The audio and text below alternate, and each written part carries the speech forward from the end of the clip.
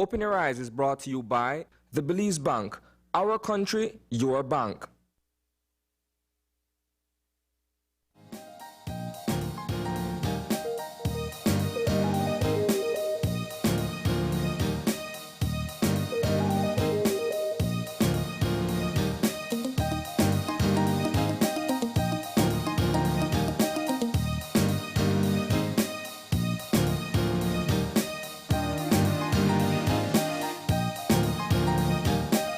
Good morning. Welcome to Open Your Eyes. Start your morning right.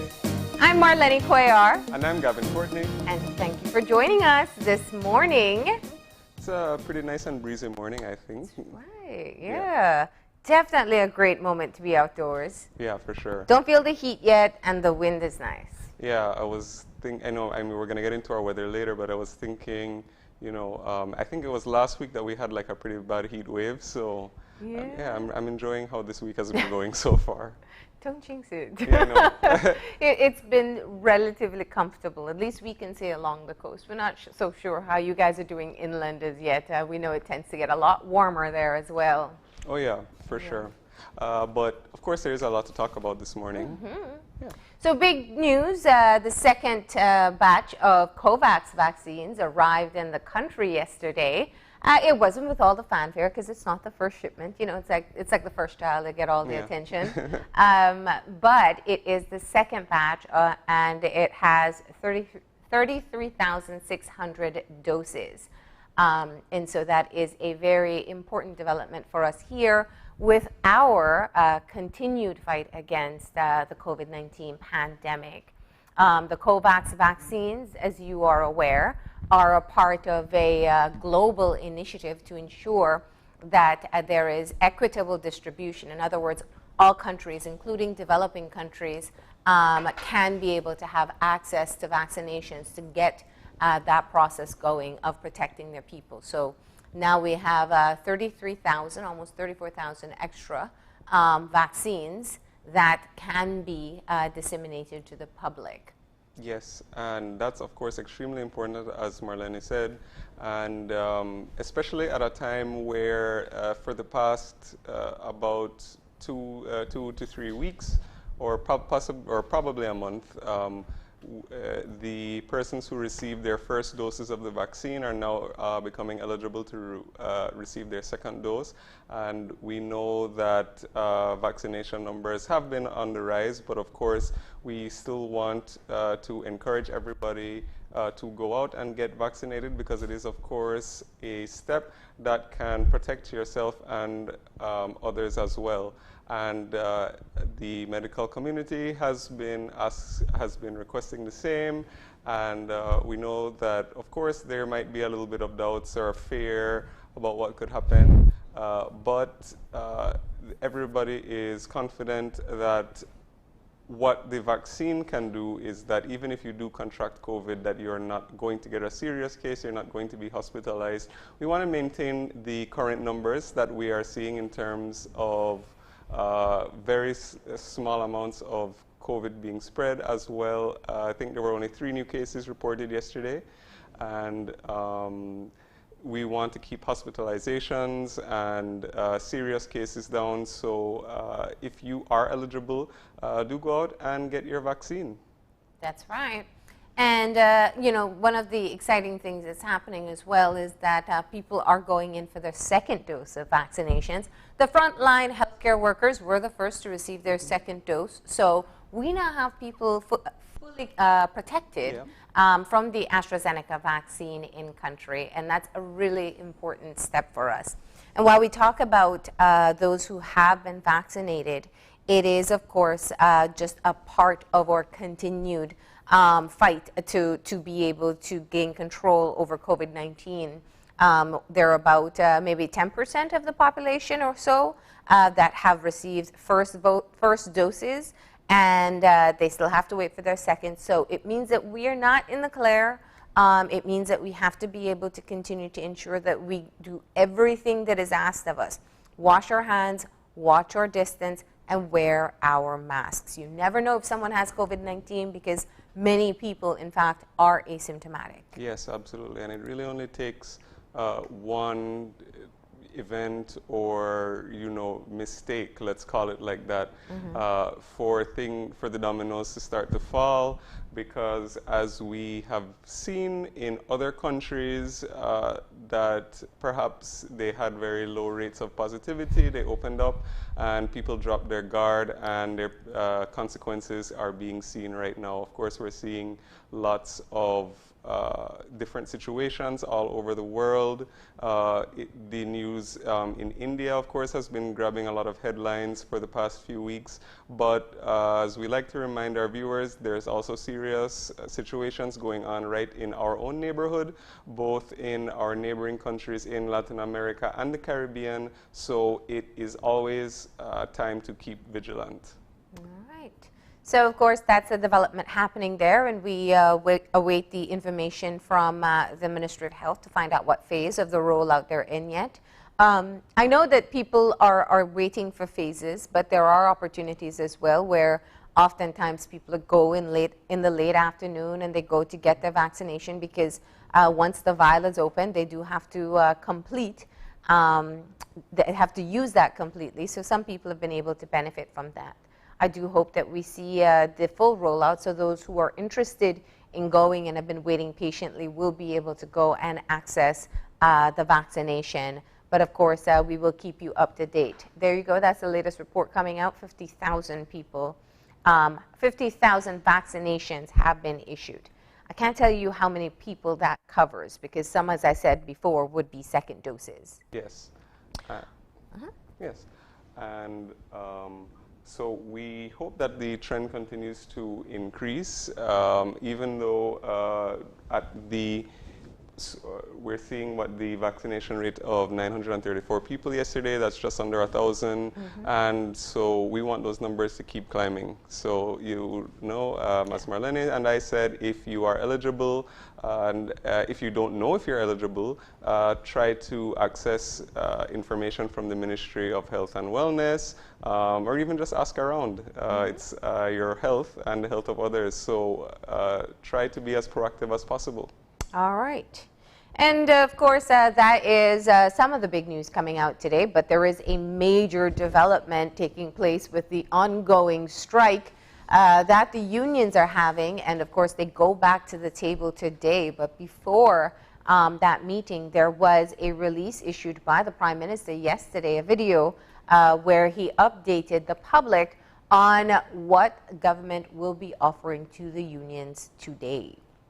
Big step. No, yes, absolutely. Yeah. And of course, these have been ongoing negotiations. If you have been following the news, you know that the catalyst for all of this was the salary cut, which was proposed by the government that would affect public officers. And that was due to the economic issues that were brought on by the pandemic. And the unions, on the other hand, and the joint unions, were saying, on the other hand, that even if they were to accept a salary cut, they were demanding that certain good governance measures be put into place by the government, and that is where seemingly the negotiations have stalled, with both sides refusing to give any ground. But now we are seeing that the government has offered a new package of, let's call them benefits, to the joint unions, so as to absorb some of the difficulties which they may face when the salary cut does take effect.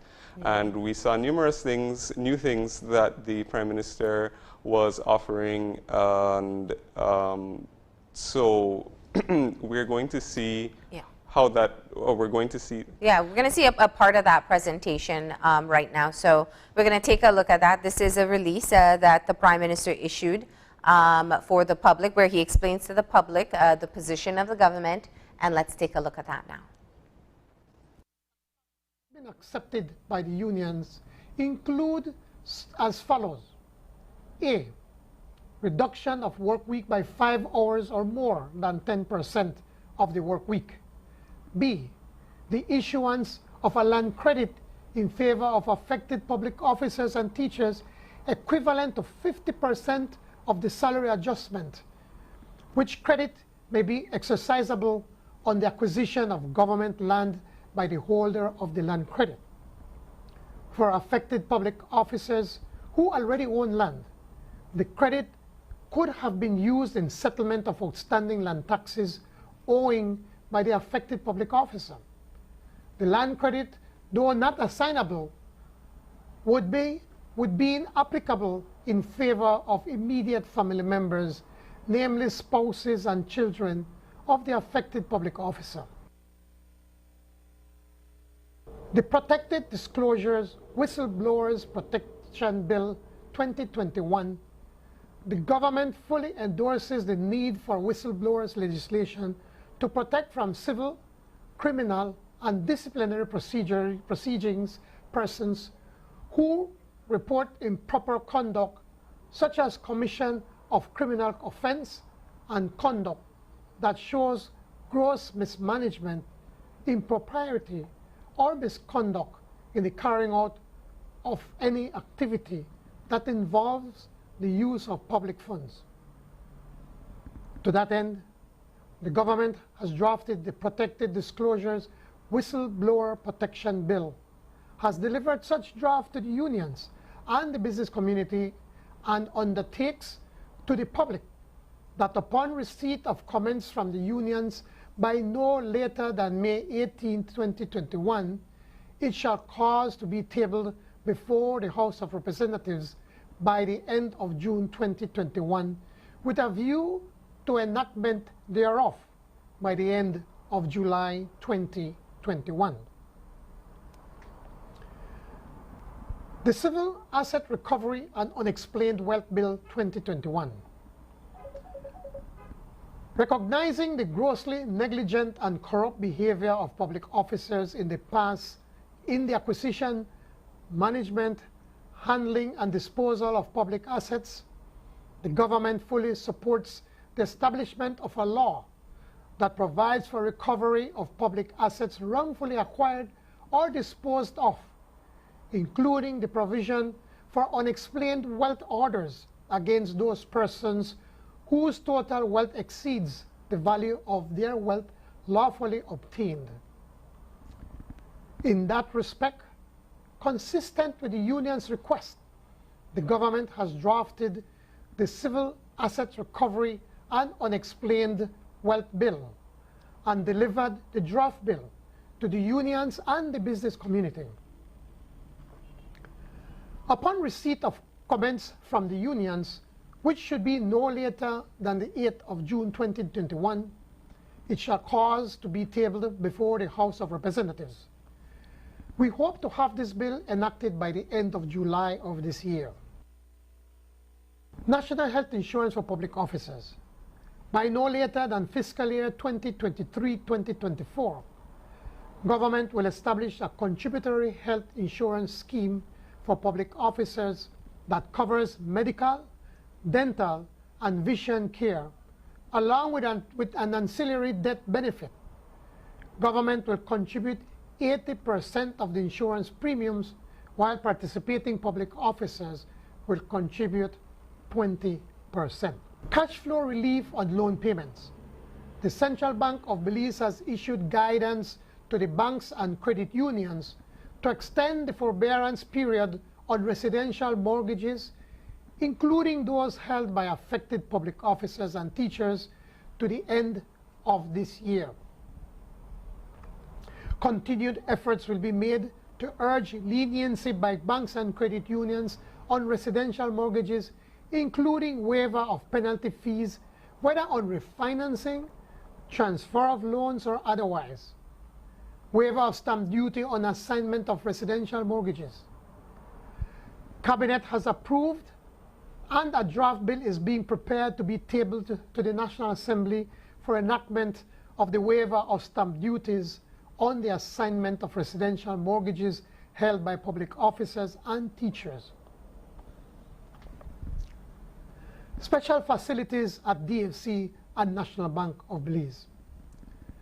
Government will ensure that the Development Finance Corporation and the National Bank of Belize makes available special facilities of in or about 3 million to 5 million per institution for public officers and teachers for residential mortgages at preferred rates. Reduction of ministers' salaries. Ministers of state and area representatives will be subject to an increased total salary reduction of 15%. Ministers of state and CEOs will also surrender 50% of entertainment and telephone allowances. It is understood that heads of government will continue to surrender their allowances as already agreed in fiscal year 2020-2021. All right. So what you saw there, the first portion of it was the outline from the Prime Minister as to proposals that they say the union have rejected. Then you heard of some of the legislation that they will be proposing in meeting the demands for good governance. And then lastly, the incentives that, as they explain it, they hope to help to alleviate what will be caused by the 10% salary cuts to public officers across the country. And of course, we know that they're supposed to be going back to the negotiating table today, so we should hopefully have an idea of what the response by the unions will be. And of course, we are going to be giving you coverage of today's events on our nightly newscast this evening. Yeah. So the key factors here, I think, in being able to outline what's being proposed, that he details what's called the performance bonus option, the inclusion of public officers into the national health insurance, and that's also interesting because we know that that has been a very critical part of the campaign period going in, that they want to roll out health insurance countrywide, very costly exercise. There's also looking at data packages, cash flow relief for public officers, and a number of other items. Some of it we've heard before. I think things like the national health insurance, those are new. And the bonus, the performance bonus option is another. These are, of course, the proposals coming out from the government side. But the key part, I think, of what was outlined was looking at the good governance issues. And so we hear of the Whistleblowers Act, we hear of the unexplained wealth, and the campaign finance in his presentation. Yes, and of course those were some of what was requested by the unions to mitigate a lot of what they are saying is what has caused, well, we know that, of course, the COVID-19 pandemic was an international financial disaster, and we saw the effects of what happened to Belize most significantly with the decrease in tourism and the contraction of the economy. But the unions are saying that even prior to that, that a lot of the reason why Belize's economic, or why the state of Belize's economy is in its current state, is due to a lot of the practices that have developed over the years, which, you know, cause leakage and of public funds, corruption, misappropriation, and of course, we can't forget that there is, you know, just as an example, an ongoing commission of inquiry into the sales of, or the fire sale of certain government assets. There have also been, you know, allegations, and this is a historical thing where perhaps, you know, a scandal or something breaks out, and the unions are saying that there's no consequence for when they discover any sort of acts of corruption, and so they have been demanding that good governance legislation be put into place so that there can be more confidence in the system, and that a lot of the practices which have caused so many problems to the country of Belize can actually be solved. Well, the big question this morning is whether it will be enough for the unions. I know that with the proposals being out there, there's also, I would imagine, that at least when they go back to their members are already aware of what has been presented by the government side. That is a part of the process that the unions undertake, and I think very often we don't explain that enough. So the leaders sit at the table, then they go back and they meet with their executive and they meet with their membership, then they gather that consensus from their membership. Unions like the National Teachers Union, for example, where they have thousands of members, that takes even longer. They have to build that consensus and then go back and put forward their position. What happens now, this preemptive move by the government, is that everyone is aware of what proposals are on the table. So today's going to be a really interesting day. It will be the point, I don't know if we'll actually get a total resolution. I don't know if the union leaders will still have to go back and get some kind of indication from their members. But we are seeing where, you know, there's a point towards the end of the presentation where the Prime Minister, I think, essentially makes it clear that this is the final offer. Yeah. Yeah. So that's where we are with that impasse. It is you know, a story we've been following. We've talked to so many different sides over the past couple of weeks, and we will continue to bring you more in our coverage today in the news and as we continue with the morning show. But we got to get moving into our show for today, and we are going to get into some motivation to get your day started. And that means it's time for the eye opener. And the eye opener, taken from dailyom.com, goes like this. Allow yourself to release feeling any guilt about being happy. Happiness is an experience we all long for and deserve in our lives. We may wish for the happiness that comes with a much-needed vacation or an exciting new love affair. Yet when the actual experience of happiness emerges, we may be too overcome with guilt to enjoy it. If guilt is interfering with your ability to feel joy, you may find relief in looking at the beliefs you hold about yourself and what it means for you to be happy.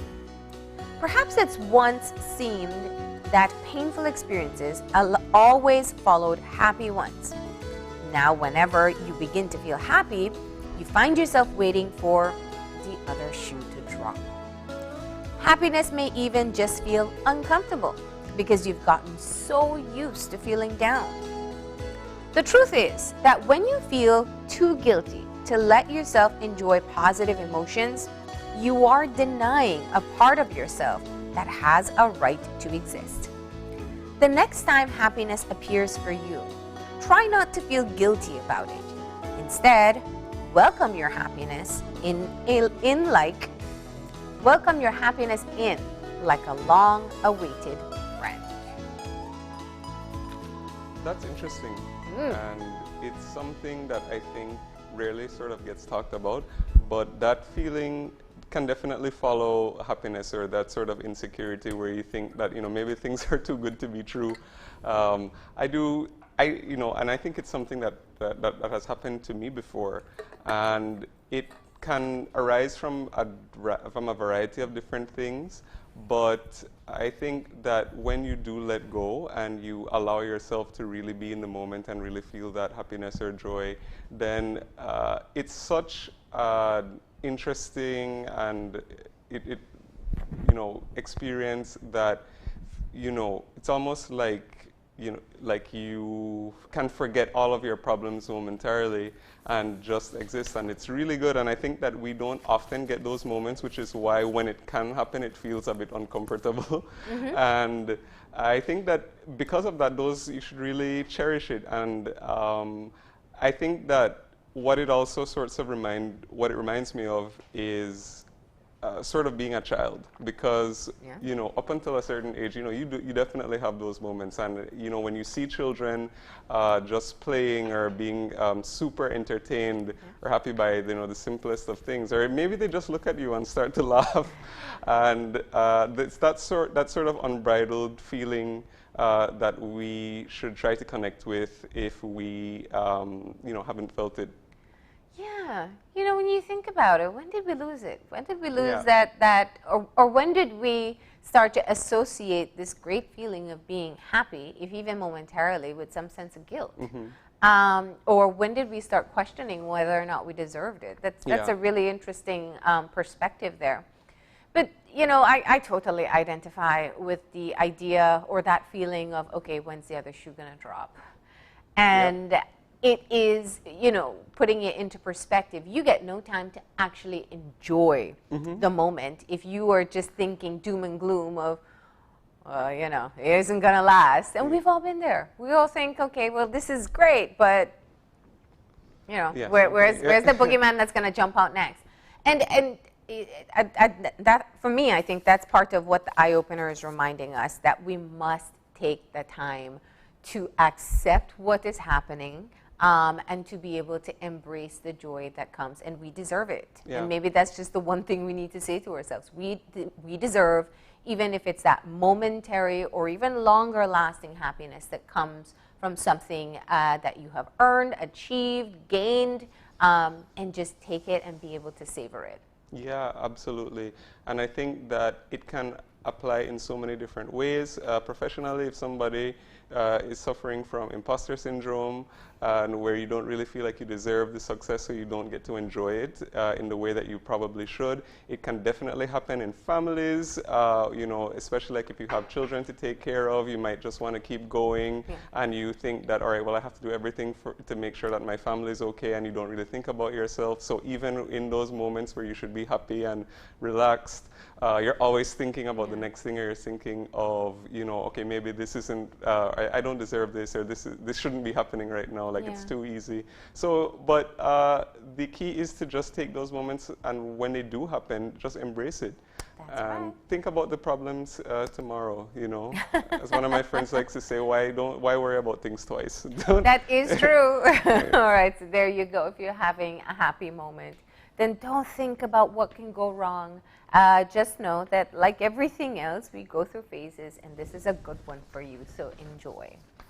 All right, but we're going to get into our weather update for today, and today's general situation is for fair weather to prevail, then later some moisture and instability sets in. And for our 24-hour forecast, we are expecting sunny skies today with a few cloudy spells. Tonight, skies will be partly cloudy to cloudy. Shower activity is going to be isolated today. Then tonight and tomorrow morning, we can expect a few outbreaks of showers and thunderstorms to develop mainly over southern areas. All right, our winds are going to be moving from the east at 10 to 20 knots, and the sea state will be choppy. And looking at our temperatures for today, the highs, we are going to see 88 degrees along the coast, 95 degrees inland, and 84 up in the hills. And for tonight, 80 along the coast, 76 inland, and 66 in the hills. And our outlook as we head into the weekend, we are expecting for Friday and Friday night, there are going to be some cloudy skies with a few outbreaks of showers and thunderstorms developing once again, mainly over southern areas. Okay, so the rain's coming. So we want to thank Catherine Cumberbatch for preparing today's forecast.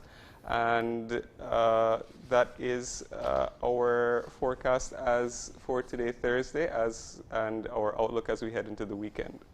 All right, and with that, we're going to get moving into a show. And today, we're starting off our conversation taking a look at the importance of families. International Day of Families comes up on May 15th. And so we're going to be talking to representatives of the National Committee for Families and Children, as well as a representative of the Ministry of Education, to talk about how we can celebrate families and why it's so important that we can preserve family units in this country. And second conversation is going to be all about the Rotary organization, and we're going to have representatives from the Rotary Belize to talk about their virtual district conference, which is going to take place on May 15th and 16th. All right. Yep. And we are closing off. Now, there are new realities that we're facing. Last year, we talked about new normals, and the new adjustment is learning to be able to meet your expenses with a reduced salary. It's a reality that nobody really wants to deal with, but there are tips that can be provided. So we're going to have a financial advisor talk to us about how to readjust that budget, especially when you're going to be earning less. That's going to be our closing conversation for today. We're going to take a break, and when we got a birthday shout out. We got to say happy birthday to someone. Who's that? Yep. We are wishing a very, very happy birthday to Tasha Almendarez. So from all of us here at Open Your Eyes and Channel 5, Tasha, we hope you have a great day. Happy birthday. And of course, we wish you many more. Yeah, I love your makeup there. All right. And now we'll take that break. And when we come back, we're going to be talking about the importance of preserving families. So please stay tuned.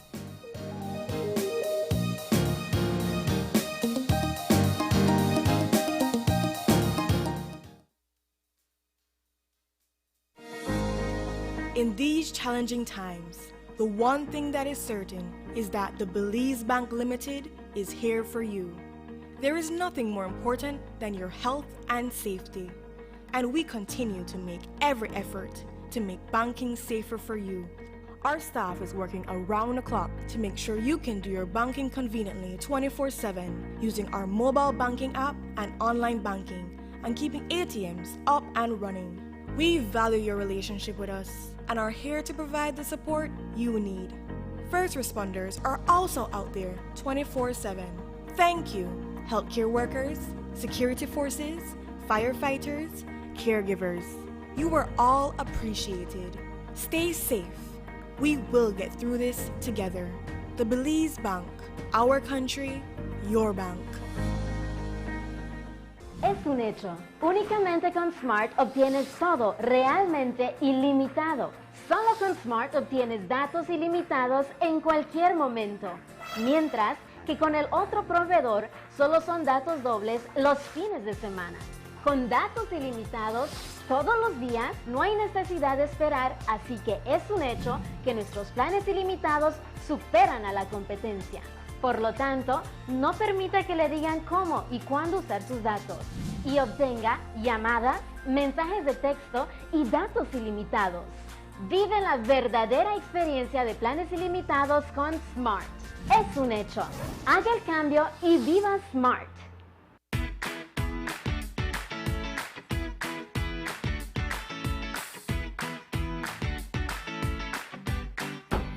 Why, Tony? Why, Keith, where you going, man? But actually come see you because I need to buy a stack of them plastic plates and cups for my grocery shop because I run low. Boy, I stopped importing that thing since April 15th, you know. And I just routed the last batch, must be about like 3 weeks back, you know.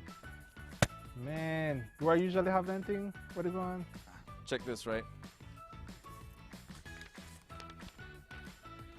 Under the new law, we ban all single-use plastics, so that the cups, plates, forks, spoons, and knives, all of that.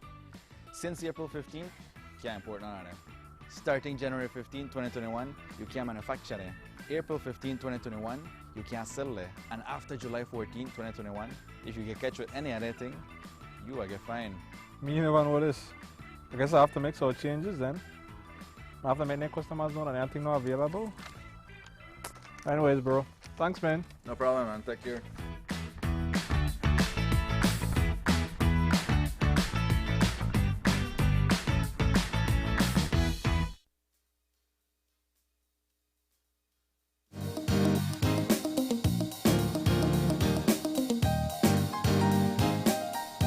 And we're back. And if you're joining us right now, we're getting into our first conversation for this morning. As we said earlier before the break, we are talking all about International Day of Families. And here joining us for that discussion, we have Margaret Nicholas, who is the Executive Director of the National Committees for Families and Children, as well as Lurleen Betson-Gamboa from the Ministry of Education. Good morning, ladies. Good morning. Good morning. Morning. And thank you for joining us and coming in and talking all about this important day. Perhaps, Margaret, you can get us started and by talking all about what International Day of Families is all about and its significance to you. Okay, thank you so much, Gavin. It is indeed a pleasure to be here. Thanks for the opportunity. And really and truly, the International Day for the Family started all the way back in 1993, when the United Nations declared that it was important for us to put aside a day to celebrate families. Belize started its celebration way back in 1994 with the establishment of the National Committee for Families and Children, which was once a coordinating body committee, and it was then established in 1994, as well as the Family and Support Division under the Ministry of the Families, of Human Development, Families, and Indigenous Peoples Affairs. And so it's all the way back then that the celebrations began in Belize. But we realized that we must keep the momentum going. And so every year we try to do some activity to focus on that particular day, because as we know, Family Day is every day. It is important that we really and truly understand the importance of families and how it actually shapes our society. The international team looks at the whole matter of technology based on the COVID situation, because as you may know, last year we did nothing because we were on lockdown. Mm-hmm. However, the Ministry of Human Development, Families and Indigenous Peoples Affairs has just recently renamed the department, because prior to that, it was the Ministry of Human Development, Poverty Alleviation, Transformation, and so on, and we fall under that particular ministry. And so, in keeping with some of the ministry's plans, we decided to look at how to promote the families to strengthen the Belizean society and to strengthen families on a whole. So that is a team which we are using this year in terms of making sure that our activities are aligned to the ministry's plans as well. You know, so yes, go ahead. I wanted to kind of put it into perspective. Very often when we talk in Belize, we kind of throw out this thing that majority of families are single parent households led by mothers. In fact, statistically, most of our families have both mother and father, at least according to the data coming out from Statistical Institute of Belize. And I will acknowledge there are pockets, like in Belize City, specifically the south side, where there are primarily single mother led. But collectively as a country, our units stay together. But we still see so many social issues that pop up, from child abuse to domestic violence and many other things that families are struggling with. In today's reality, what do we do to take the families that are together and strengthen them? Well, that is one of the things that we try to do through the National Parenting Task Force, because both Lorraine and I are members of the National Parenting Task Force under the National Committee for Families and Children. And the National Parenting Task Force is made up of several other organizations like the Ministry of Health, BFLA, and others, who together we start to put a manual together, a guide. Because, you know, as we often hear, children are not born, parents don't have a guide on to which they follow through in terms of raising their children, et cetera, et cetera. And it is not to say that parenting has not been going on in Belize, because it has been going on for a long time. However, what the conference of the Ministry of Health revealed was that it was not standardized, and there was not harmony in the way that we were trying to support families. And we also developed through the National Committee for Families and Children the National Children's Agenda. And in that agenda also, there's one of the transformational goals is to transform families by giving them the kind of support that they need. Because whether the families are nuclear or they are single or whatever the status of the family is, the thing is that people need support. Because parenting and keeping families together is not such an easy task, as we all know. Because we do all we can, but then sometimes, you know, our children move into a different direction. There's a whole issues then of separation, and then there is death, and there is the grief and the loss. And the whole issue of dealing with the everyday social ills as you have mentioned, how do we help families and support families to be able to do that? And so that is exactly what we are trying to do as a National Parenting Task Force. Yeah. And that is exactly what is in the contents of the 3 thematic areas of the National Parenting Guide. A huge part of that, I'd imagine, and Lurleen, you can jump in here, is looking at ensuring that within families that everybody has a role in raising children. Lurleen, I know you are very much an advocate for early childhood education. And one of the things that we keep on hearing is how important it is that that nurturing role is not only relegated to the mother. Yes, most definitely.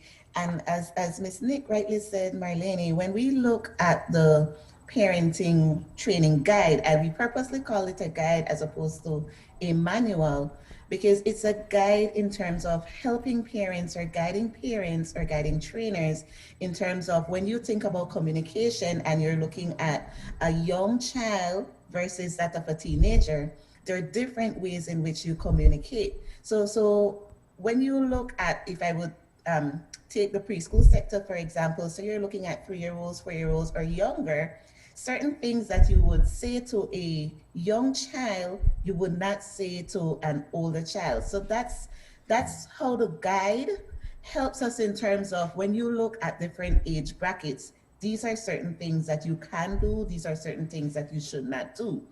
Not only is it a guide where we write something and we put it on a shelf. What the Parenting Task Force does is we go out and we train other individuals. Like the two that are fresh in my mind right now is a training Miss Nick did for the police force. And then some might say, but why train the police force? What does that have to do with parenting? But remember, when we look at the task force, we have to train people who directly and indirectly have contact with parents. Another one I did was ACC parents. Those are adults, but how do we communicate? And I'm only using communication as an example because the guide looks at communication, it looks at stress management, which is very, very important, especially now. It looks at simple things as budgeting. And the beauty about the content within the guide is that it is so simplified. And when you're doing the training, it helps you to let people understand, you know what? I am stressed. I need to budget whether I get $2,000 a month or I get $200 a month. So that's one of the beauty about the guide, because sometimes people believe that, you know what, if I am at a higher pay scale, then I don't need to do certain things. And that is not it. So when we do training, we help parents especially to understand that, you know what, it doesn't matter where you are in terms of your money. We all go through the same thing, and there are just certain things that you need to do to cope. So the guide helps you to cope in different areas. There are so many challenges that families must be going through, and I think, you know, we could start with what is the easy one, which is looking at meeting financial meeting the financial obligations of raising children.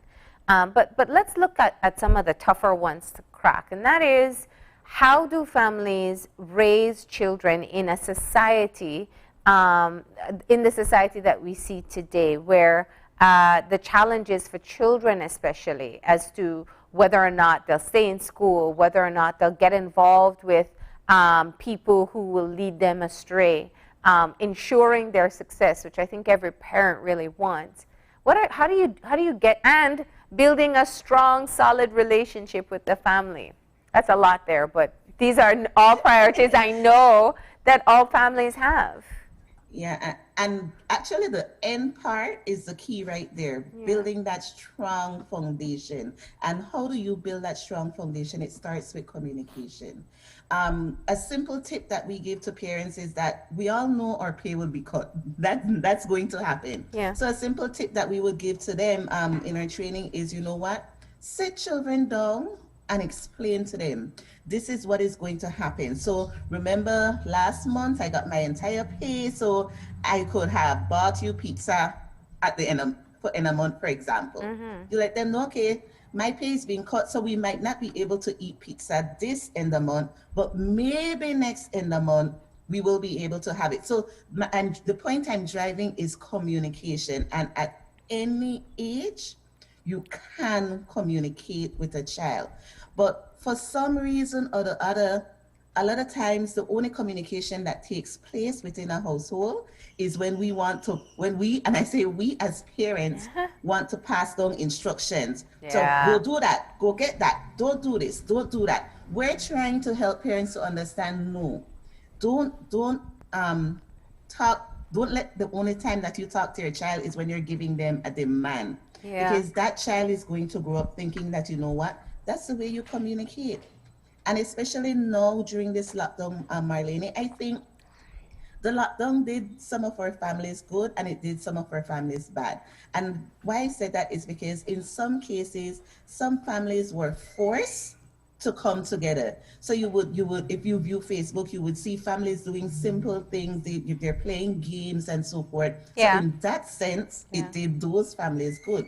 In another sense, on the opposite side of the state, it did some families bad in terms of there were increase in violence within the home. So those would be the parents now that we would want to target. So you are frustrated, certain things are happening. How do you communicate? How do you channel your frustration? And those are the things that the parenting task force looks at in terms of helping to train parents.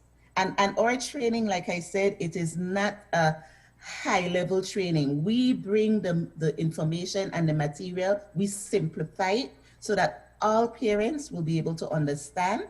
We do practices with them, we do activities, which helps them to open up their minds and say, hey, I never thought about me telling my child, I wish I could pawn you. That's an example. Yeah. Some parents a parent got so frustrated that she said, why doesn't the pawn shop allow you to pawn people? Because I would go and pawn you. So, and we laugh at things like that. I know.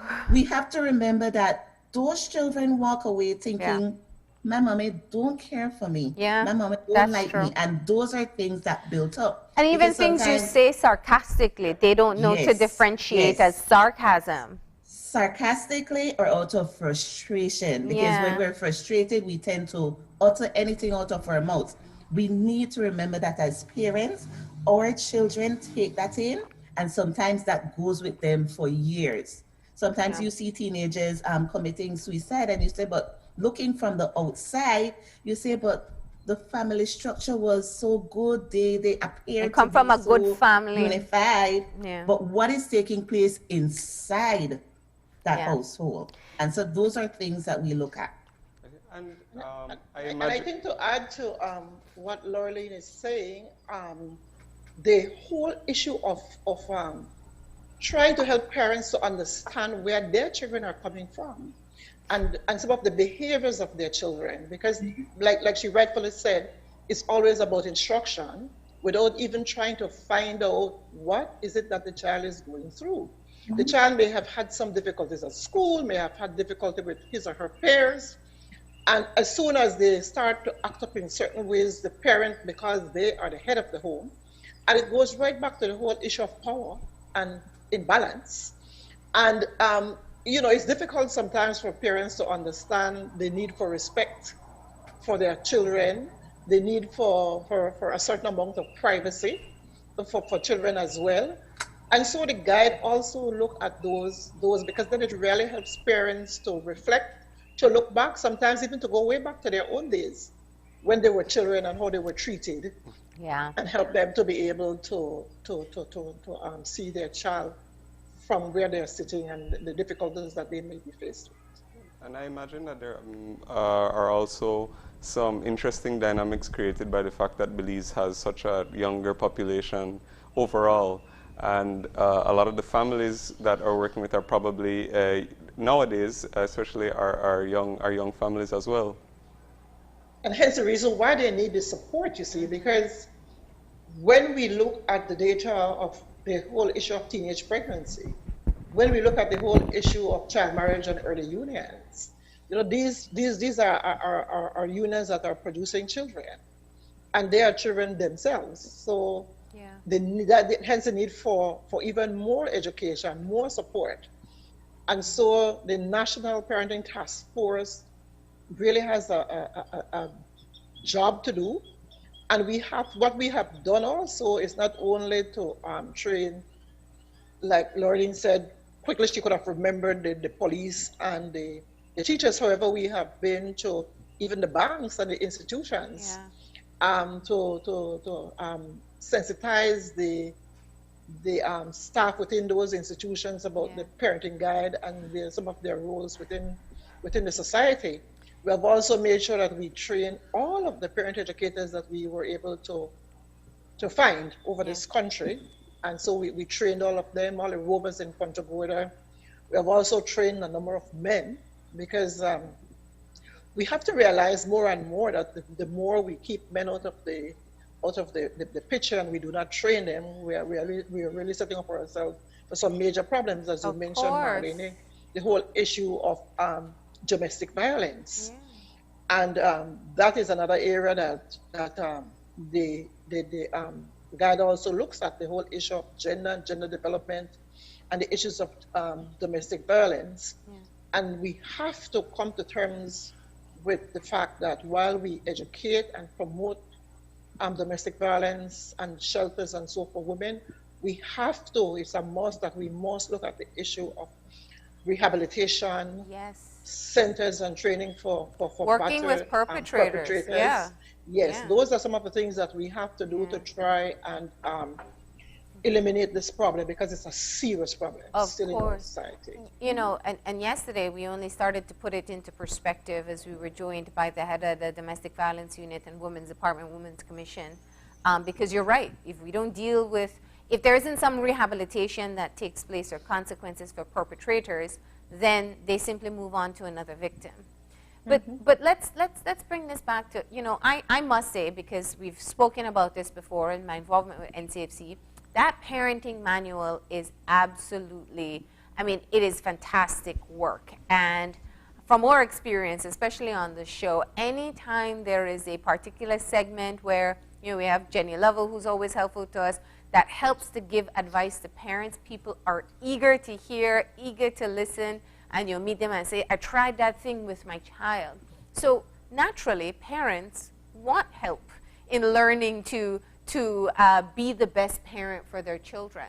How else can you get all the information that you've compiled disseminated to the public for people who may not work in an institution or may not come in contact with one of these training sessions? Because you have a great resource, and it really is something I think that will benefit even the best of parents on how to be even better. Well, what we have, Marlene, is that accompanying, what we call it, Laureline? The parenting tips. A parenting tips.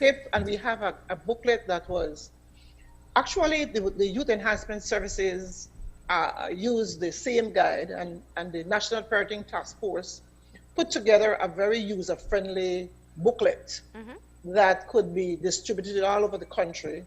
And we have already started to do that as well, making use of that booklet, because it is just a summarized version of the guide, and even more simplified.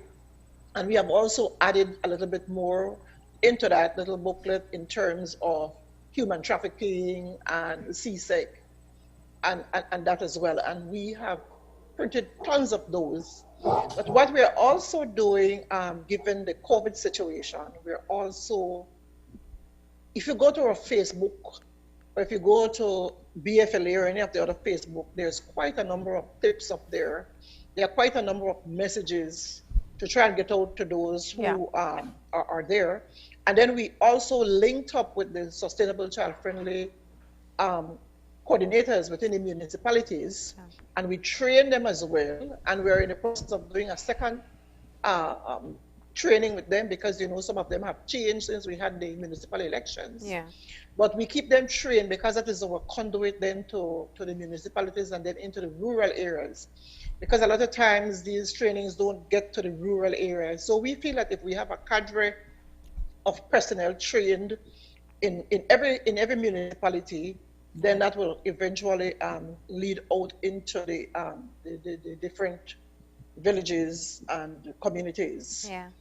And so that is what we're doing. Has there ever been a move to maybe do some of these parenting courses? And I know it makes people nervous, but within the high school settings, when before people become parents, that they have that information already as to some of the necessary things they will need to do.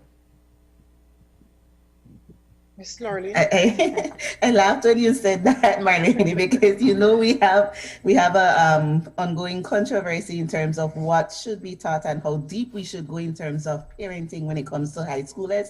But it is something that we are constantly battling with, and it is something that I think with the time that we're in definitely needs to start going to the high school sector. And so maybe something that the parenting task force can do is to look at the actual content of the manual and to see what will be applicable to high schoolers, which would be everything, because we need to stop shying away from not speaking and not being direct with our high schoolers. Because my personal belief is that if we don't teach them the right content, we don't talk to them, they're going to hear it elsewhere, and it does not necessarily mean that where they hear it is going to be the right information. So that's a battle that we are fighting, and I think we're closer to winning the battle. So let's put it all into perspective as we move towards the celebration of International Day of Families on May 15th. What are some of the things that people can do today to help to strengthen their families? Let's get some great tips that they can put into practice. Sit as a family. I'll put that one as the first one that you could do. Yeah. Sit as a family, whether it is to sit around and eat panades, have general discussion. So sit as a family. That's the first one. I would say find games or find activities that interest your children. So you want to start that communication line, talk about things that they love. So if it's the older children, you have to get with the time. So you would maybe perhaps talk about Free Fire. I think that's the name of the game that they play. So you question them. What is it you play? How do you play? Can I play along with you? And they might give you the remote. You might die before you even start clicking anything because we don't know what to do. But those are simple ways of tapping in to children and starting that communication process. Nice. They don't want to hear about things that interest us. So we have to start talking about things that interest them. So those would be my 2 tips off the hand. True. And from you, Ms. Nick? And I also think, Marlene, what about having our meals together? Because that is good time for conversation. Yeah. Because we have come to the place now where there's a television in every room and everybody just gather in front of the separate televisions. I think people need to come back to the basics where we have at least one meal together, where we can share, what happened for the day and that kind of thing. The other thing that I think that is also absolutely missing from a lot of families is the whole issue of spirituality. Sometimes, we used to pray before we eat. We used to go to church together and that kind of, even that we don't do. So for me, those are some of the things that we may need to want to revisit. But I think coming back to the whole celebration of Family Day, one of the things that families can really do for this Saturday is to start today to prepare the song competition. Yeah.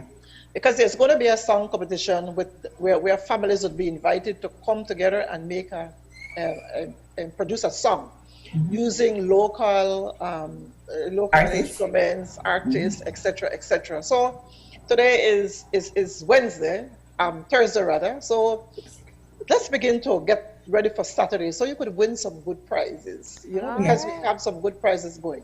Lorraine is going to be one of our hosts.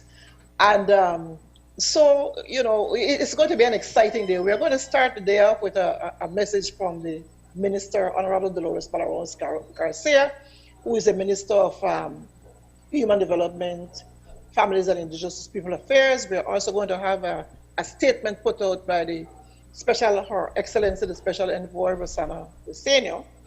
And after that, and in between that, we will have all sorts of games. we're having an essay competition. We have gotten quite a number of essays on promoting and strengthening the family and the importance of the family. And this is from young persons between the ages of 13 and 16, because we made sure that everybody was involved. And I'll leave the rest for Lorraine to finish. Yes. So as Ms. Nick said, there's a show is going to be held. It's going to be aired on Love FM, and it starts from 1 to 3. And like she said, I'm co-host, and I'm extremely excited about that, because it gives us an opportunity to have fun and to reach more people. So in the show, like Ms. Nick said, we're going to share tips here and there in terms of family and parenting. You get opportunities to win excellent prizes. We're going to announce the winners of the essay competition. We also had a jingle competition that was held, so those winners are going to be announced. And the song competition, I think that's the one that we're all looking forward to, because you get to come together and you get to make noise, sing, and have fun. So you're going to use things like grater, pot, spoon, whatever you could find inside your house. You're going to use that to sing a song, a short snippet of a song from one of our Belizean artists. So that should be fun. So I'm definitely looking forward to that. So again, that show is going to be this Saturday from 1 to 3, and it's going to be aired on Love FM. Well, we do hope that people take the opportunity to be able to do something with the family over the weekend. As we said, May 15th is International Families Day, and we've taken the time to highlight all the things, all the reasons why it's important to really work on building a stronger family unit. Ladies, thank you so much for having a conversation with us today, and stay safe. You too, Marlene. All right. Thank you. And with that, we're going to go ahead and take a break, and we'll be back in a few. Stay tuned.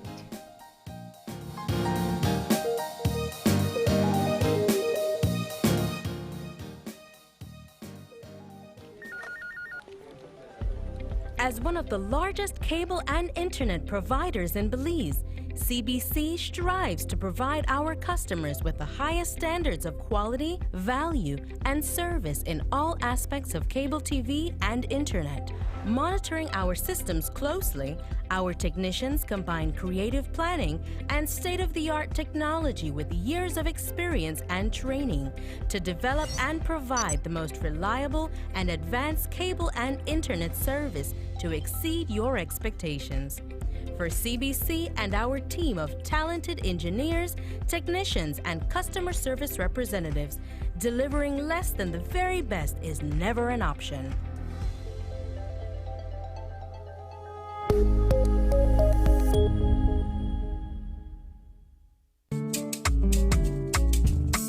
If we are only as strong as our families, businesses, institutions, and the communities that surround us, then by giving businesses the power to grow, entrepreneurs the ability to expand, and by giving our families the right to own something, the Belize Bank gives you the power to build a nation, our nation.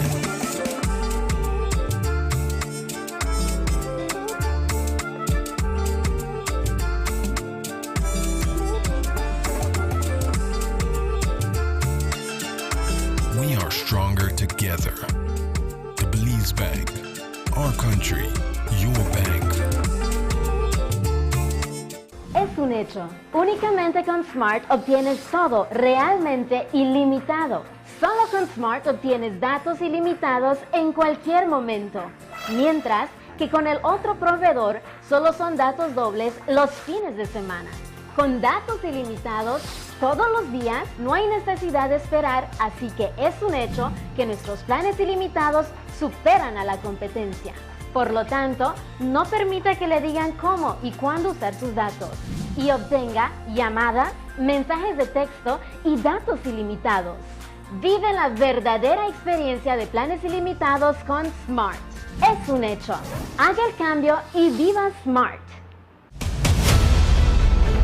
Dwayne Moody, Isani Cayetano, Andrea Polanco, Paul Lopez. Your News 5 Belize teams do whatever it takes. Go wherever they need to go, so you can catch the story wherever you are, whenever you want, on whatever device. Channel 5 Belize on television, Facebook, Instagram, and YouTube. Because news is now everywhere, all the time. And so are we.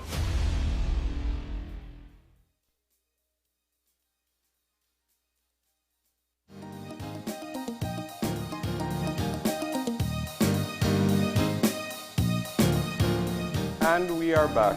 And if you're joining us right now, we're just getting our second conversation started. And we are talking all about the Rotary Club's virtual district conference. And we have two representatives from the Rotary 4250, which comprises of Belize, Guatemala, and Honduras, to talk all about this conference. So joining us this morning, we have Dr. Marcelo Coy, who is a past district governor of the Rotary 4250, as well as Orlando Burns, who is the current district governor. So good morning, gentlemen. Good morning. Great. And thanks for joining us and sharing a bit about this year's district conference. So Orlando, perhaps you can get us started by telling us all about the Rotary organization for some of our viewers and what this what the upcoming conference is going to entail. Good morning. It's a pleasure being here. Thank you for having us. Rotary is a service organization made up of volunteers. We are a worldwide organization, and we are community-based. In Belize, we have 10 clubs, one in every major town. And in the district, which is made up of 3 countries, as you mentioned, we have 74 clubs. So we are working as a district, and we are having a convention, which is yearly. And this year we do it in Belize because the governor is from Belize, and we rotate. And we were going to have it physically in San Pedro. We were looking forward for a very big convention. We had all the logistics worked out. People were excited to come to Belize. We were expecting at least 600 people, but you know, the pandemic changed everything. And I think everything's going to be changed permanently from now on. So we get used to doing things differently. So we're doing it the first time virtually. Yeah. And we are excited. Now tell us the significance of this particular gathering when you come together for a conference. Dr. Coy? Oh, sure, sorry. Yeah. I give preference to the governor. As governor is in the archives. Well, it's a yearly meeting that we have, and I think I would put there are 4 main reasons. One is networking. Yeah. We get together and we share experiences. As you know, Rotary has a foundation called Rotary Foundation, where a club is able to apply for grants. Mm-hmm. And in fact, Belize gets about $500,000 US, I would say $1 million Belize dollars every year through these grants. So by the fellowship, by the networking that we do, we exchange ideas of how to best write grants, write projects, and then send them to the Rotary Foundation for funding. So that's one of the reasons. 2 is fellowship. You know, we have the good friends within these 3 countries. District 4250 is Belize, Guatemala, and Honduras, no? And that's particularly good, you know, that goodwill and that exists, for example, between Belize and Guatemala, particularly as it relates to the border dispute that we have. Mm-hmm. Another aspect is economic. I would think the country who hosts the conference brings a lot of tourists. And, you know, so, for example, this year it would have been San Pedro. Yeah. It means we would have had at least 350 rooms booked in San Pedro, plus whatever they spend, you know. And so there is an economic aspect to it. And I think the other one is motivational. It's a time when we invite good guest speakers to speak to us, and they recharge a battery in a way, so that then we return to our respective countries and towns motivated to do even greater work for the community in which we live. Yeah. Now, what's on the agenda for this conference? How are you going to shake things up? Well, first of all, we have a past Rotarian from our club. We're very proud. He's going to give us the welcome speech, and he's no other than our Prime Minister. He has graciously accepted to do the welcome speech. So we have him, and we have the Minister of Tourism giving us the thank you speech. So apart from them, we have speakers from Argentina, a lady by the name of Celia Jai. She and her husband just passed away, but he was the past president, the worldwide president, and she was a vice president. So they have been involved all their lives in Rotary. She has a knowledge of Rotary, and she's very motivational speaker, and she will be our president's representative. Our president right now worldwide is a German by the name of Holger Nack, and his year comes to an end at June with all of us. It's for 1 year or term, right? But we have him sending his representative in Celia, and in Rotary, we all know about Celia because she's been involved for so long. And we have our past president, one of the few that ever visited Belize, Barry Rassin. He was here a few years ago and visited Belize. He is going to speak to us. We have a lady by Dr. Longsworth. We have a lady from Chile. So I can't remember the other one right now, Doc. John Hugo. John Hugo. He is the actual present secretary to the president right now, the worldwide president. So he will give us the latest on what's happening in Rotary, because our organization is very dynamic. Things are changing how we do things. You know, that's why we exist for over 100 years, because we change, you know. I can tell you like one change that we did, which is significant. Rotaractors used to be a program. Now they are elevated to, their clubs are elevated to be Rotarians. They can access the foundation just like any other club. And the Rotaractors. We're looking at them as adults, as equals to the Rotarians. So that's a big change. And that's a critical point. In being able to be sustainable, you have to constantly be recruiting new members, and especially tapping into the younger generation that's coming up. Tell us about the growth of the organization. Is it still growing? Unfortunately, no. I think we have remained stagnant at about 1.2 million members of the Rotary Club. We have always brought in new members, but every year the number of members that join equals the number of members that leave. So we have been stagnant at about 1.2 million. However, that's worldwide, global. In our district, which Belize, Guatemala, Honduras, we have been growing every year. And Belize particularly also has been growing every year. Another feature that's been happening is the number of women in Rotary has increased fantastically. And actually in the next 2 years, the president of Rotary International will be a lady. And in our district, you know, for the next, not this year, but for the next following 2 years, we have 2 female governors. One will be from Guatemala, Carolina Corso, and she will be presented at this meeting. And following that, we're going to have Maria Price, who is going to be from Belize. So that's another change that we are seeing in our district. Happy to hear that.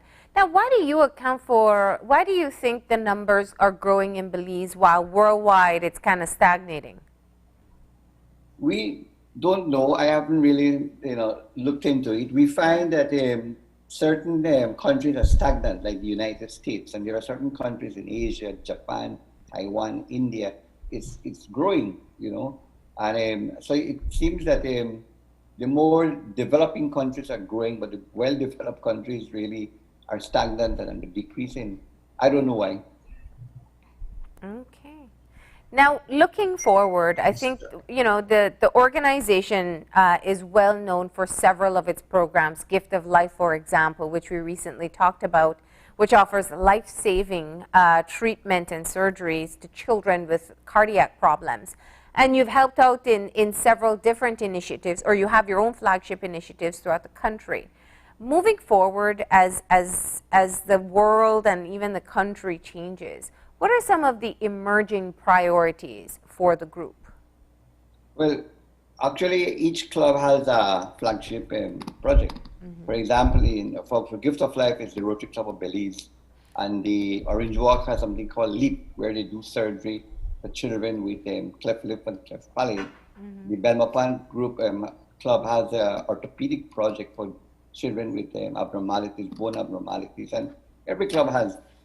What Rotary has done, it has said, is going to focus in 6 areas.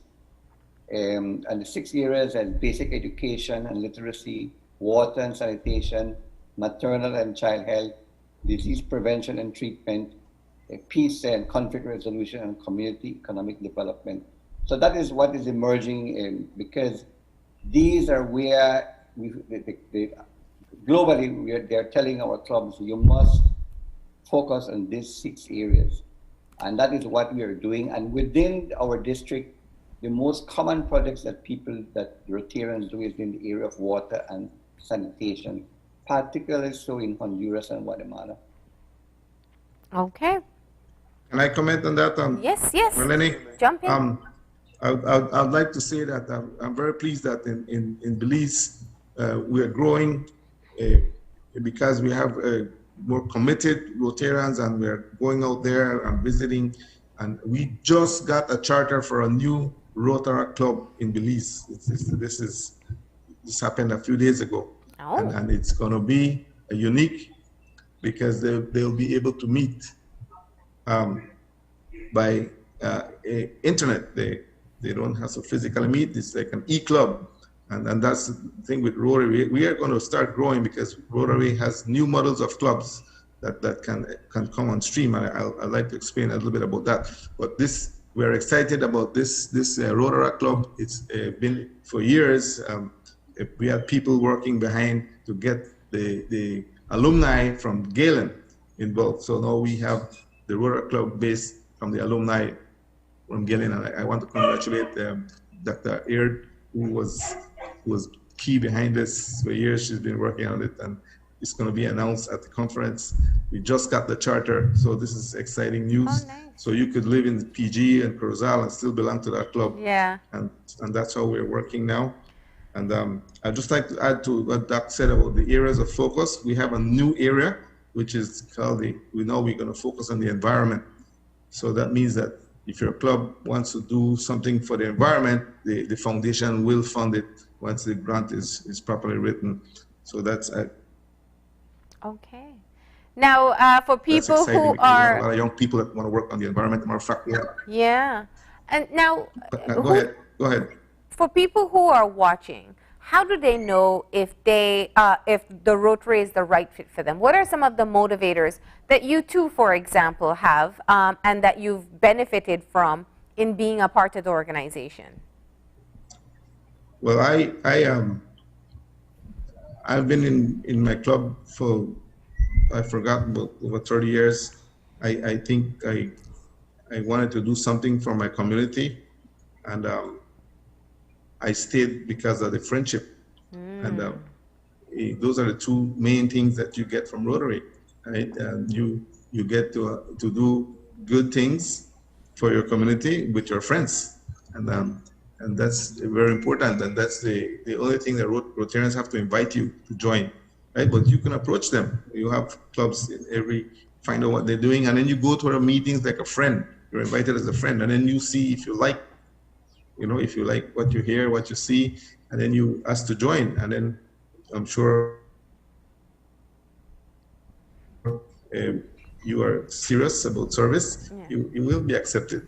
So you get involved. You don't have to be a Rotarian to get involved. That's right. Well, gentlemen, thank you so much for sharing all that you did about the Rotary as well as the upcoming conference. But we are just about out of time for this segment, so we wish you the best of luck with the conference. And thank you once again for coming in. Thank you so much. All right, stay safe. And with that, we're going to go ahead and take a break. When we come back, we have a financial advisor who's going to talk to us about how to meet your expenses with a reduced salary. So please, stay tuned.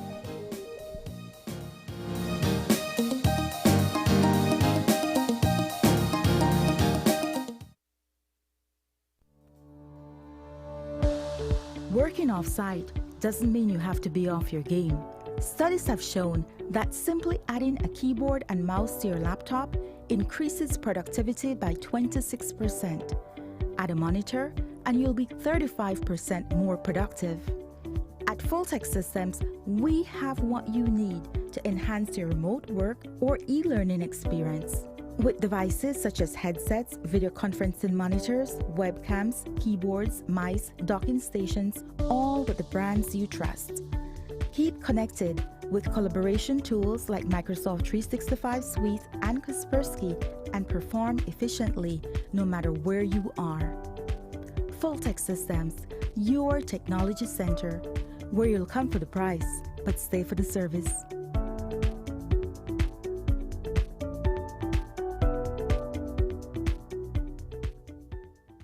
It's a fact that with Smart, you get truly unlimited everything. Only with Smart, you get unlimited data anytime, while with the other guy, it's only double data on weekends. With unlimited data every day with Smart, there's no need to wait. So, it's a fact that our unlimited plans beat the competition. Stop being measured and told when to use your data and get unlimited talk, text, and data. Experience the true unlimited plans with Smart. That's a fact. Make the switch and live smart. Do you need to apply for a Social Security card? With our newest online service, My Social Security, applying for a card just got easier. With a My Social Security account, you can apply for a card anytime and anywhere, putting you in control. To use this service, you must first create your My Social Security account. Visit our website. Under Online Services, select My Social Security, provide your personal information, and await activation of your new account. After activation, you are free to log in to your My Social Security account to complete your online application for a Social Security card. Be sure to book your registration appointment to finish the card application process. Gain control and truly experience Social Security at your fingertips.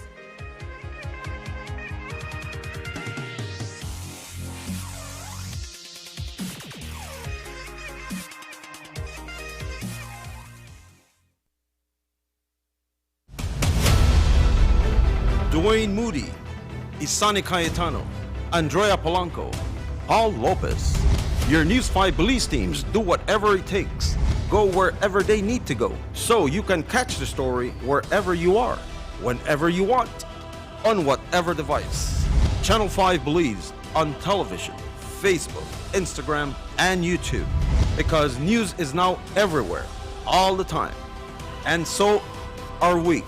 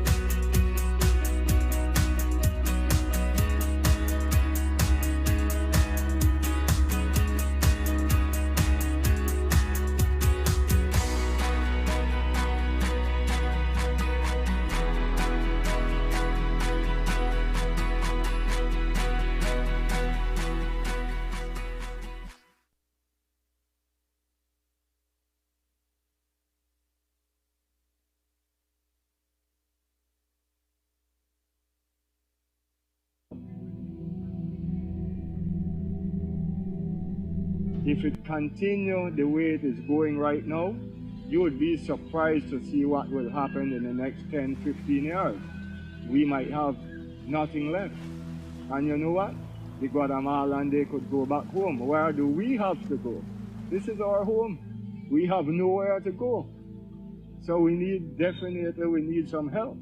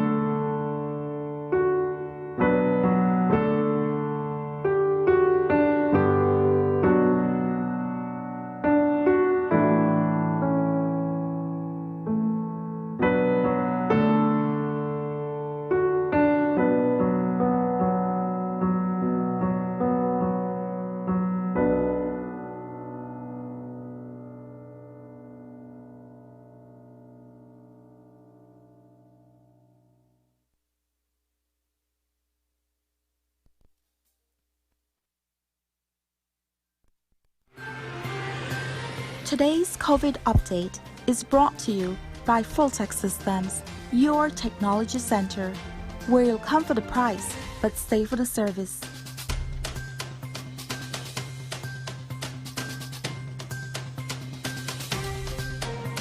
Into our final conversation for today. This is our COVID-19 update as well, where we talk with financial advisor Corinne Fuller, who's been no stranger to us over the years, to tackle one of the toughest topics.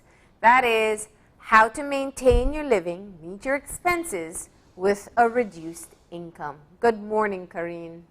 Hi, good morning, Marlene. Good morning, Gavin. It's good to see you guys. It's great to see you too. And you know, I'll be the first to confess, we are very late with this conversation, but still, as there are a new bunch of people who are about to face this reality, it still is timely. Yes. We spoke about a year ago. I think, was it about a year ago when the pandemic had just started? Yeah. We spoke a little bit, but things have not really changed for a lot of people since a year ago.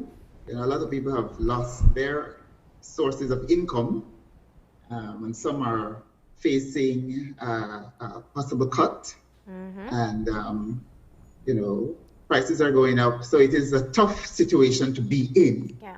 So now is a good time for us to talk about what are some of the things that you could do to cope during a time like this. Yes, yes. So we know you are always full of tips, useful tips that can help us.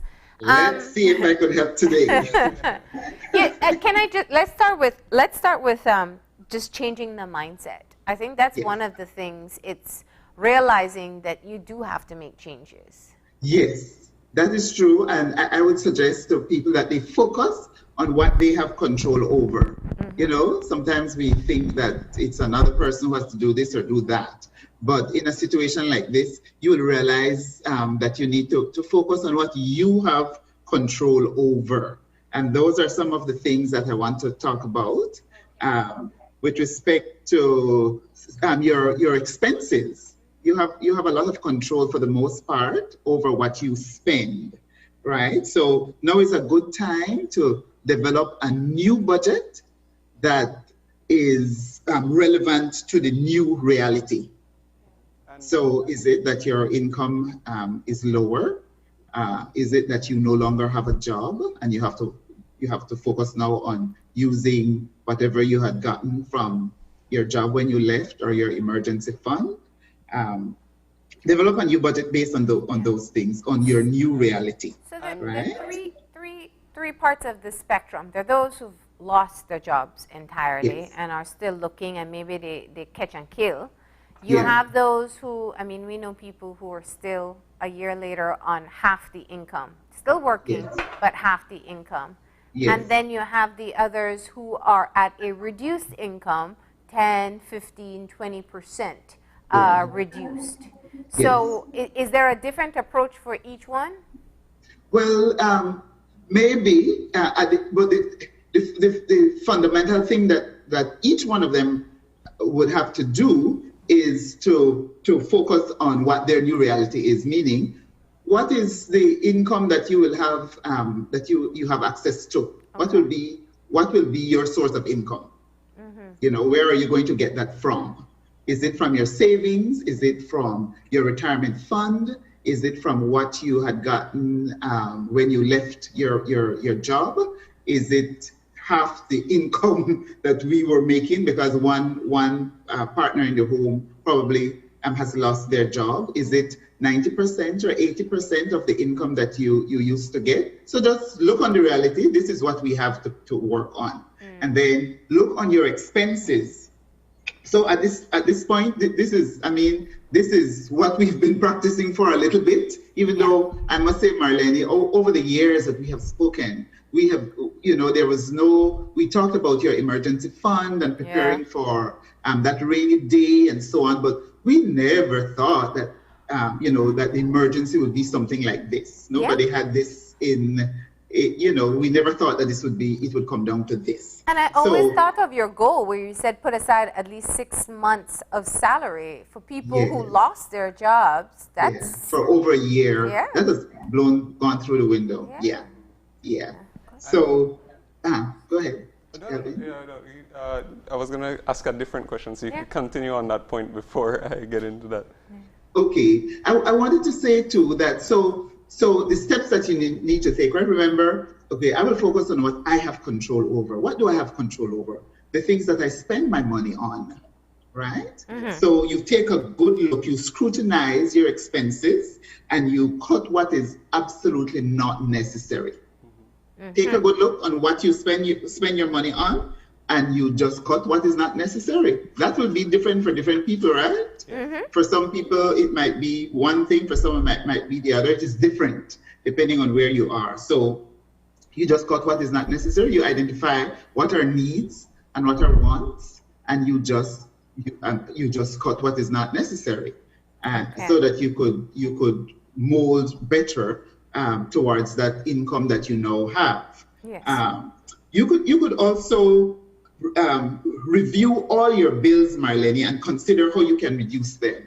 We know by now what it means to what you need to do to reduce, say, your electricity bill. And I understand and I know that is very hard right now because a lot of people are working from home. Children, for the most part, are at home.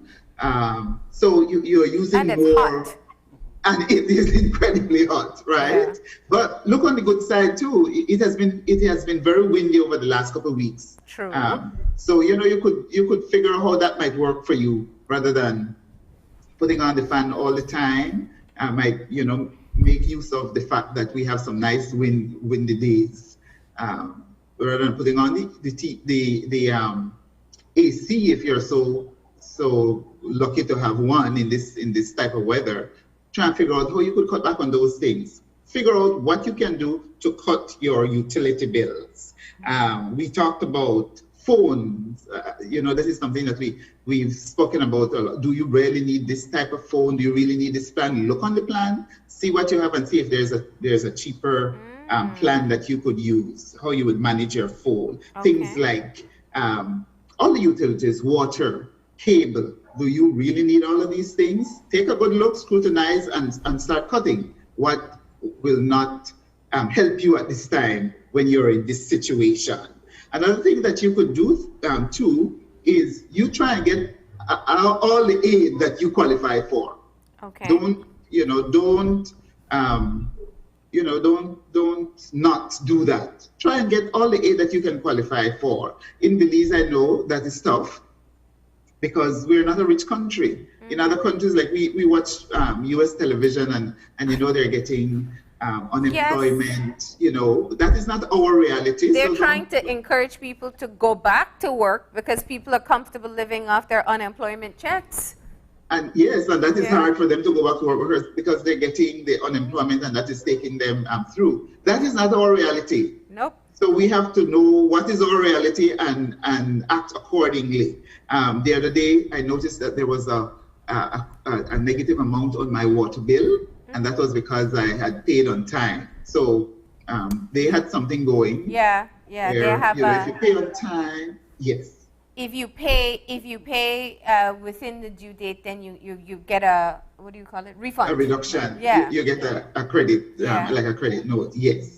So look for those things and don't think that every little bit doesn't, especially now, every little bit counts. Yeah. Every little bit counts. So you want to, when you're looking on your expenses and trying to figure out what to cut, you might want to look on things that, for example, if you go out to eat, you know, is that something that you can continue doing? As I said before, what works as often or so on, or any at all, you know, what works for some people, what works for some people might not work for others. So you have to do it for you and your household.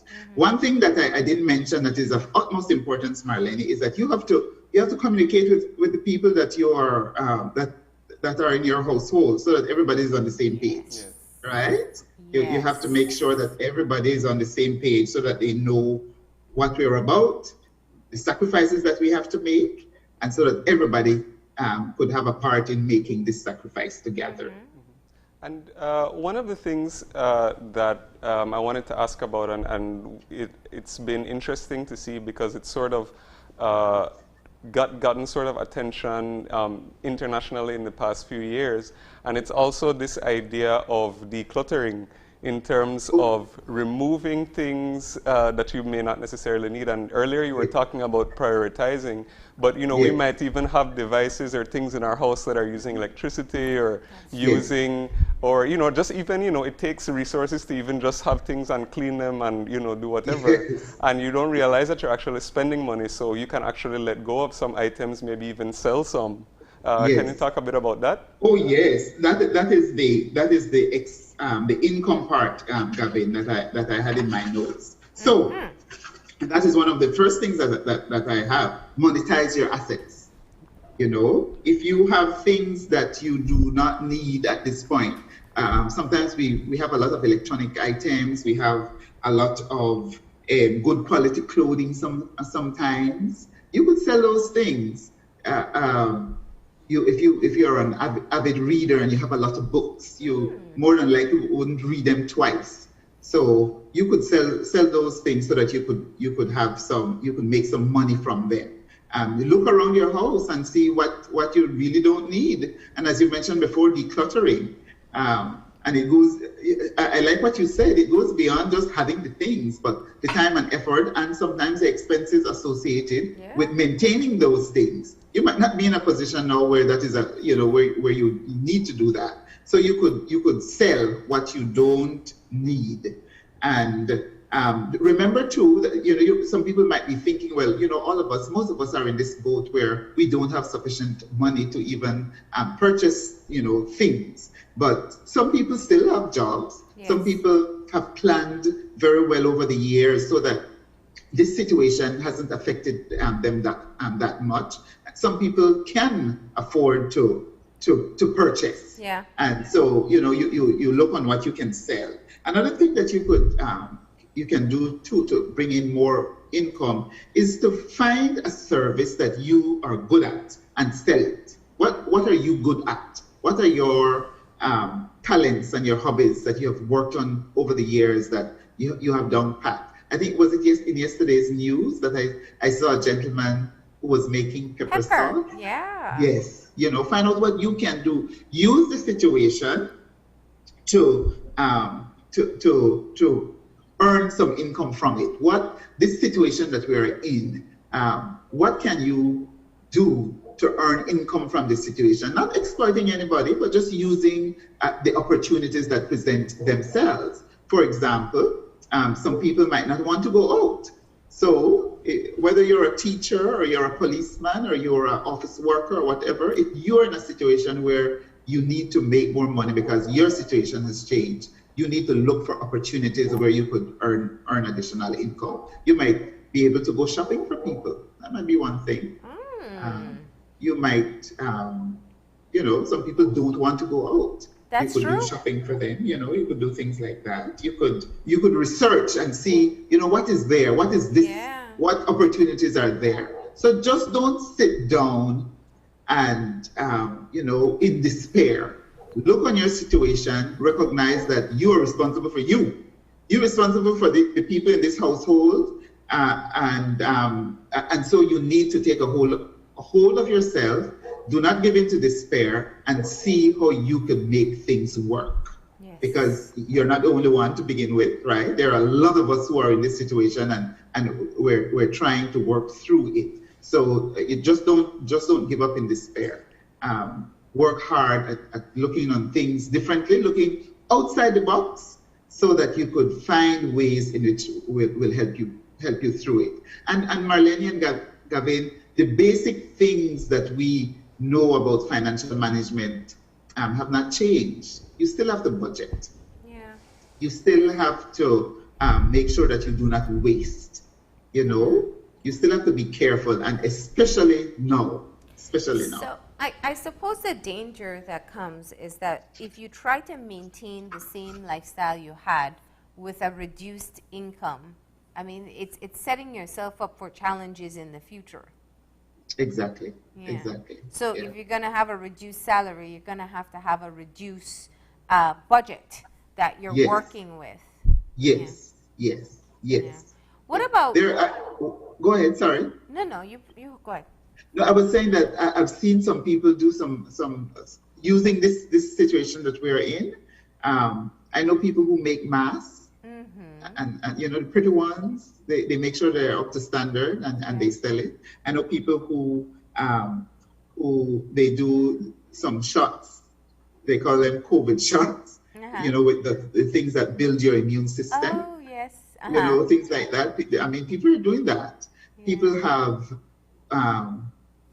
used their kitchen to cook and sell food and so on. So, as I said before, we might think that people are not spending because of the situation. You have some people who are spending, and if you are able to always need to eat, and the food sales all over. There's no shortage of food, and people sharing, using their skills to try to make an extra income. But what about keeping up with your debt? Keeping up with your debt. You have loan obligations, payday loans. You have all these other things that you're obligated to, and now you're talking about a reduced income. Yes. What can we do? What can you do? I would suggest to you that you try not to get into more debt at this time if you don't need to. If you know that you cannot maintain it, you cannot pay for it. But your existing debt, you speak with your lender. You go to your credit union, you go to your bank, and you speak to them early so that they know what your situation is.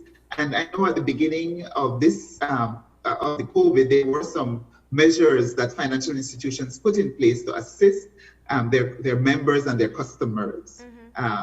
But so go and speak to them early. Do not bury your head in the sand and figure that they should understand. They need to hear from you. They need to know how they're going to get their money back.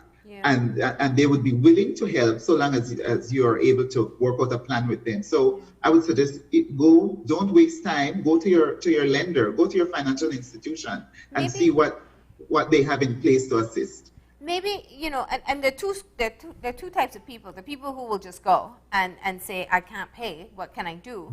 And there are some who will hide from the lenders and get overwhelmed by what they owe. And I think a part of it is that they perhaps don't know whether or not the lending institution will be open to changing their terms. What's your advice on that? For people who are fearful that to even go to the institution to say, I can't pay. Yeah. Being fearful is understandable. Yeah. No doubt about it. You don't go to the doctor sometimes because you're fearful. It doesn't make sense. But that is how we are as human beings. So overcome that fear. Look on the long term. When this is all over, you will still need a financial institution. So don't not pay attention to what you need to do. They are in the situation where they will listen and they will work with you to see how far they could go to assist. I know that for a fact that for credit unions, let me tell you, when our members fail, our credit unions will fail. So we don't want our members to fail. So you go and you speak to your credit union, speak to your bank. If you have a loan, see if you could work out something where you could pay a lower amount for a longer period until you get back on your feet. So do not give in to the fear. It is not rational. We do it because of the unknown. Nobody likes the unknown, and sometimes we shy away from that and we ignore it. But take the bull by the horns. This is no time to not pay attention to the little details. Just like how you have to look on that expense and work it so that you do not spend money on things that you do not need. Yeah. It's the same approach you have to take with the debt that you have. Speak to the lender, speak to your financial institution, and see what you can work out. Okay. And looking forward, it's also one of the things. I think you started off by saying, talk with the members of your family, let them know things are going to change a bit. But can it also be too rigid? Do you want to still allow? It gets very depressing for people when they can't meet their financial obligations. What's kind of the leeway that you would advise people on to still allow for a little indulgence in between? Yeah. I think that is why it's important to chat with the family, because when everybody sees the situation, then they realize that they're all in this together. And you would be surprised at some indulgences that don't have to cost a whole heap of money. Perhaps before, if your indulgence was going away for the weekend or going abroad or going out to eat, things like that, you could look at it and you would be surprised how you could get some ideas to still have a break, but not costing you as much as it used to, So that discussing it with your family is very important. Discussing it with the persons who are going to be affected, so that everybody takes a bit of ownership in getting us through this situation and getting ideas together as to how we could still enjoy ourselves, but considering the situation that we're in. Yeah. Mm-hmm. And Corinne, are there any other tips that you perhaps would want to leave our viewers with, or that would be definitely useful during this time? Okay, yeah. I would like to say to them to just focus on where you are, and work with what you have control over. Think outside the box. Figure out how you could make this situation work a little better for you. Understand that this is a sacrifice. Things will not be the same, so we'll have to sacrifice a little bit. Listen, do not get sick. We didn't speak about that. Oh. Try not to get sick. You have a chronic illness, deal with it so that it doesn't get out of control, because that will add to your expenses. That's so true. Listen to what the people who are qualified, what they say about COVID and what you should do. Do what you need to do to prevent yourselves and your family from catching this disease. It is real. It is a real disease. People are dying. So don't think that it's a conspiracy. People are dying from this thing. So do what you need to do. Follow the protocols and do what you need to do. Don't take any chances. And realize, the last thing that I want to say is realize that this too shall pass.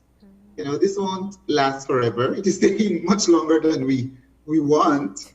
but it shall pass. And if we stick with it, if we stick with our plans, if we think outside of the box and we figure out together how we could get through this, how we could overcome the hurdles that are present for your family, for your situation, you'll be able to get through it. This too shall pass. This too shall pass. Wow. Thank you so much for that reminder there in the end. That is exactly what we must stay focused on. I know it's not an easy topic that people want to address within their households, but a necessary one. Yes. So we are so grateful for your tips today, Corinne. It was my pleasure all the time. All right. You stay safe and take care. Yes. You too, Marlene and Gavin. You have a good day. All right. Good rest of the week. Bye, guys. All right. And with that, we're going to go ahead and take our final break, and we'll be back in a few. Stay tuned.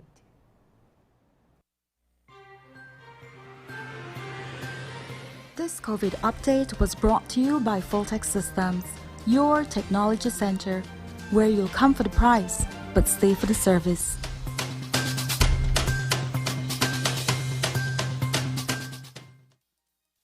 Next Gen sales event are back. Sign up and save big on cable and internet service with even more promos and discounts available at our upcoming event in your area. This month, find us in Belmopan City on May 7th and in Belize City and San Ignacio Town on May 15th. Keep following Central TV and Internet on Facebook and Instagram for more information on our sales event location and promotions. Next Gen, powered by Central TV and Internet. In these challenging times, the one thing that is certain is that the Belize Bank Limited is here for you. There is nothing more important than your health and safety, and we continue to make every effort to make banking safer for you. Our staff is working around the clock to make sure you can do your banking conveniently 24/7 using our mobile banking app and online banking and keeping ATMs up and running. We value your relationship with us and are here to provide the support you need. First responders are also out there 24/7. Thank you, healthcare workers, security forces, firefighters, caregivers. You are all appreciated. Stay safe. We will get through this together. The Belize Bank, our country, your bank.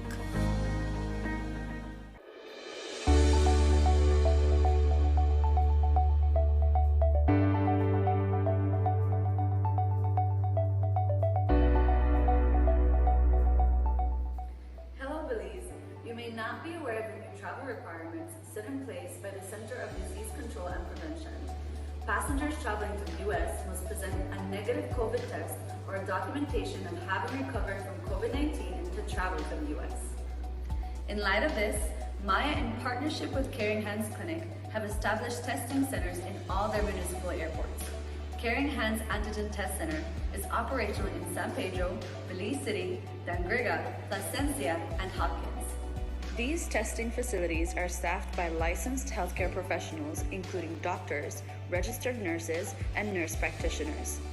Testing is done using Abbott rapid test devices that are FDA approved and made in the USA.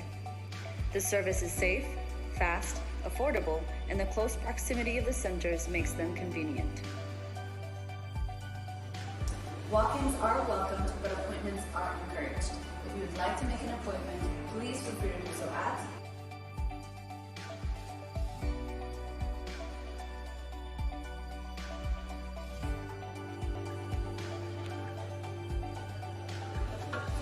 Make your appointment, get tested, and in 15 minutes, you can get back to your vacation.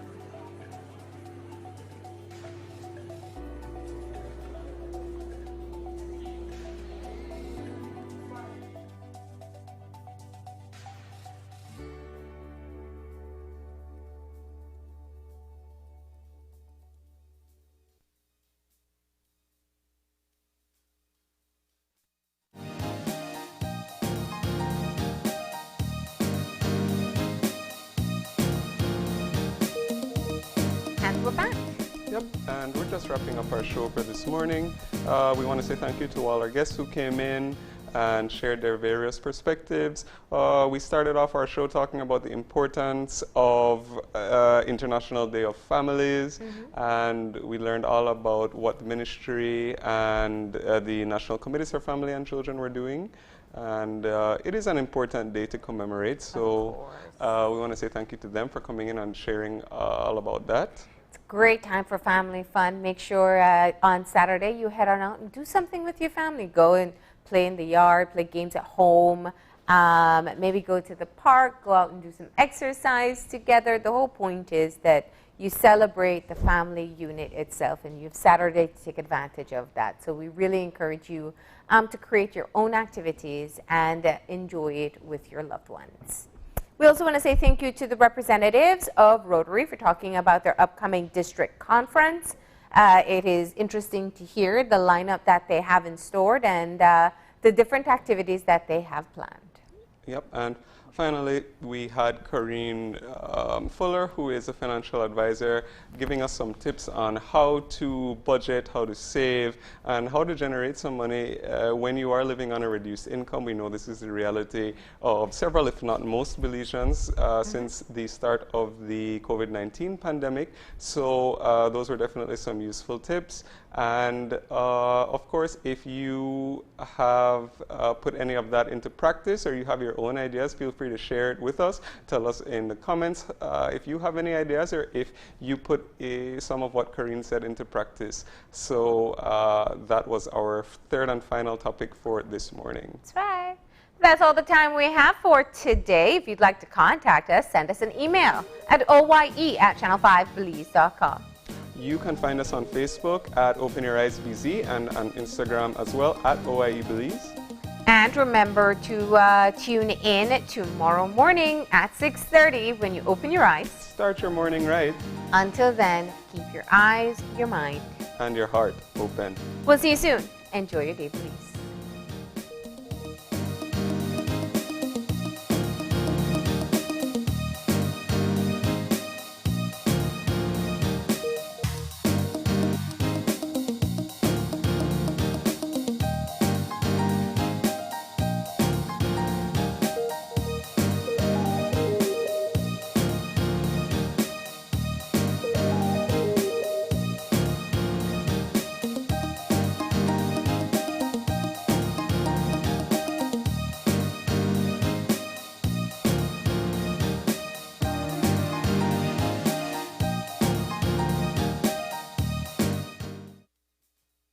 Open Your Eyes was brought to you by the Belize Bank.